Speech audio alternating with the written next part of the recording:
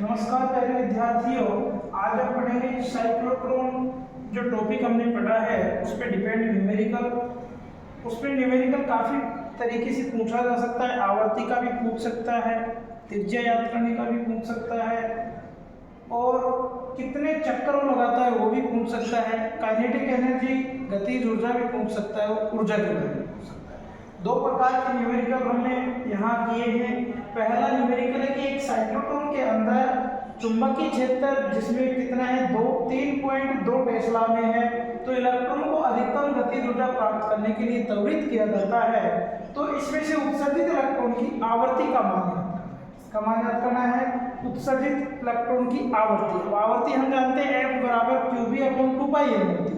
सबसे पहले हमारे को दिया गया होता है सॉल्यूशन करते वक्त कि दिया है क्या क्या दिया है इसमें, चुंबकीय क्षेत्र अपने को B दिया गया है 3.2 टेस्ला, और क्या दिया गया है, और इसमें अपने को कुछ नहीं बताया गया है, सब बाकी हम जानते हैं। जैसे इलेक्ट्रॉन का द्रव्यमान कितना होता है 9.1 × 10⁻31 kg, आवेश कितना होता है इलेक्ट्रॉन पर 1.6 × 10⁻19 कूलम, और क्या बच गया डी अपने को दिया गया है। अब लिखेंगे, याद करना है, याद क्या करना है अपने को, इलेक्ट्रॉन की आवर्ती इक्वल टू क्वेश्चन हो सकती है। उसके बाद में हम जानते हैं कि साइक्लोट्रॉन की आवर्ती F बराबर QB/2πm। सूत्र क्या होता है अपना, साइक्लोट्रॉन की आवर्ती F बराबर QB/2πm। पाई का मान हम जानते हैं 3.14 होता है।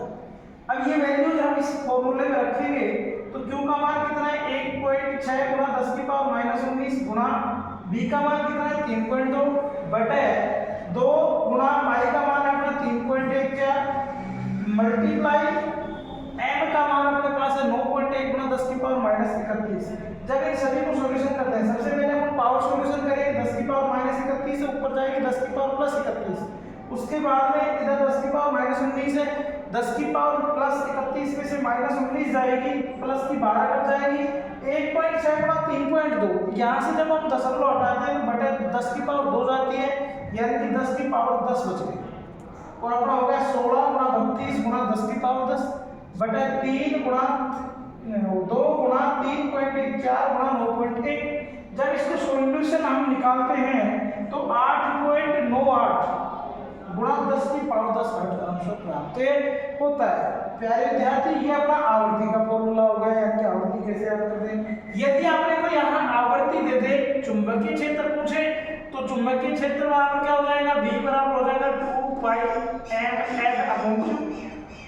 यदि अपने को M पूछ ले तो दिया गया होगा कौन सा कण है, उसके लिए यहाँ से त्रिज्या का मान पूछे तो फॉर्मूले को कन्वर्ट करना होगा।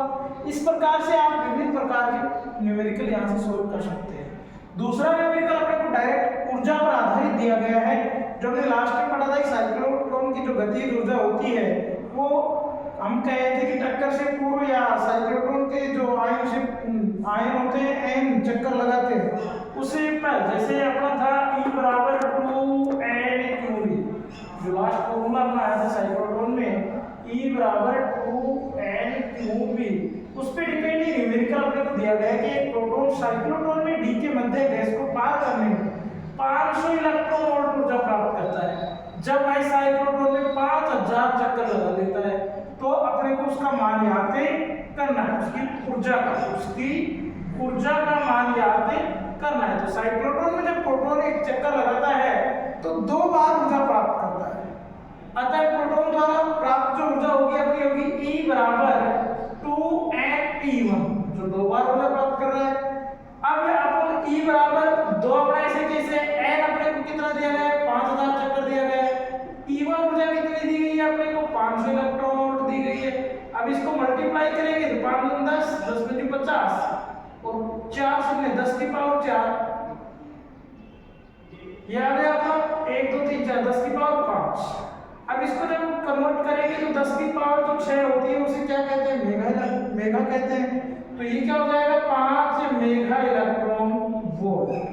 ये आपकी इस कण के द्वारा प्राप्त ऊर्जा होगी, यानी कि इसमें डायरेक्ट आपको एक ऊर्जा तो दी गई है, दूसरी ऊर्जा जो हमने कंप्लीट ऊर्जा निकालना है उसको उसका मान अपने को निकालना था, जो था E बराबर 2 Ne1 और E1 अपन ने कैसे लिखा है, क्योंकि साइक्लोट्रॉन के प्रोटॉन है एक चक्कर में 2 बार ऊर्जा प्राप्त कर रहा है, जो अपने को डायरेक्ट न्यूमेरिकल में दी गई है 500 इलेक्ट्रॉन वोल्ट। इसलिए इस सवाल में ज्यादा अपने को समस्या नहीं आई।